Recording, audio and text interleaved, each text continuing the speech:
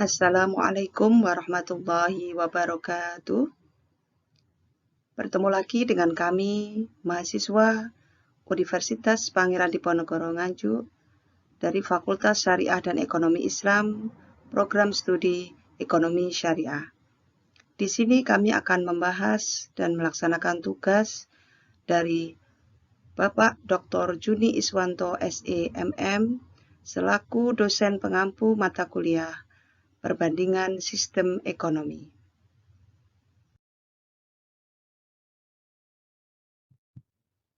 Kami dari kelompok 5 yang terdiri dari Anin Nikmatur Rahmah, Qatrun Nada, Anna Sofia Nur Azari, dan Maftuh.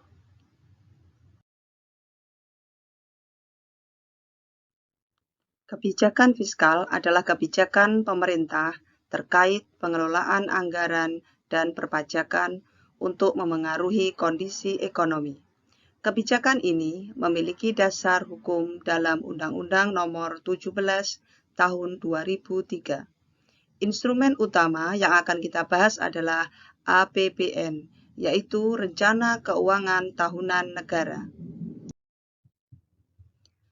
Kebijakan fiskal bertujuan mendorong pertumbuhan ekonomi, menjaga stabilitas harga, menciptakan pemerataan pendapatan, dan menekan angka pengangguran.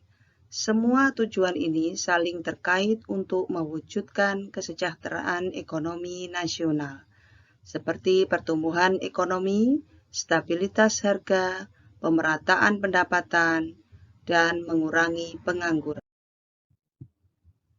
Instrumen kebijakan fiskal berupa perubahan tarif pajak, pengeluaran pemerintah, serta bagaimana pemerintah mengatur surplus, defisit, dan pembiayaan melalui utang. Semua ini memengaruhi keseimbangan ekonomi secara makro, seperti perubahan tarif pajak, pengeluaran pemerintah, surplus atau defisit anggaran, dan pengelolaan utang. Jenis-jenis kebijakan fiskal. Kebijakan fiskal mempunyai dua jenis utama, yaitu ekspansif dan kontraktif. Kebijakan fiskal ekspansif yaitu untuk bertujuan mendorong pertumbuhan ekonomi dengan meningkatkan pengeluaran dan mengurangi pajak. Sedangkan kebijakan fiskal kontraktif yaitu untuk bertujuan mengendalikan inflasi dengan mengurangi pengeluaran dan meningkatkan pajak.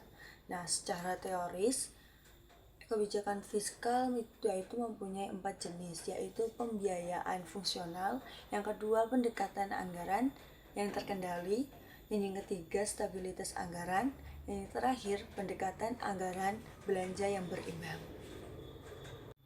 Orientase kebijakan fiskal. Pasca krisis tahun 1997, Indonesia fokus pada konsolidasi fiskal dan menciptakan ruang fiskal untuk stimulus ekonomi. Nah, pada tahun 2000 sampai tahun 2005 dilakukan penyihatan APBN. Di tahun 2006 sampai 2009 lebih ke arah stimulus fiskal. Fungsi kebijakan fiskal. Menurut Musgrave, fungsi fiskal terdiri dari alokasi untuk menyangkut penyediaan barang publik. Nah, yang kedua distribusi untuk menyangkut pemerataan pendapatan, dan yang terakhir stabilisasi untuk menjaga kestabilan ekonomi.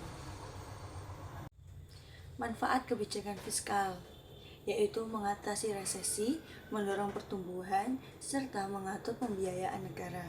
Melalui defisit terukur, pemerintahan bisa meningkatkan investasi dan konsumsi dalam negeri. APBN adalah Rencana Keuangan Tahunan Negara. Format APBN telah berubah dari T-Account menjadi I-Account. APBN mengatur penerimaan, pengeluaran, serta klasifikasi belanja berdasarkan fungsi dan jenis. Kebijakan Ekonomi Indonesia. Kebijakan Ekonomi Indonesia mencakup fiskal, moneter, perdagangan, hingga kebijakan sektorial. Tujuan akhirnya adalah stabilitas, pertumbuhan, pemerataan, dan keseimbangan neraca pembayaran.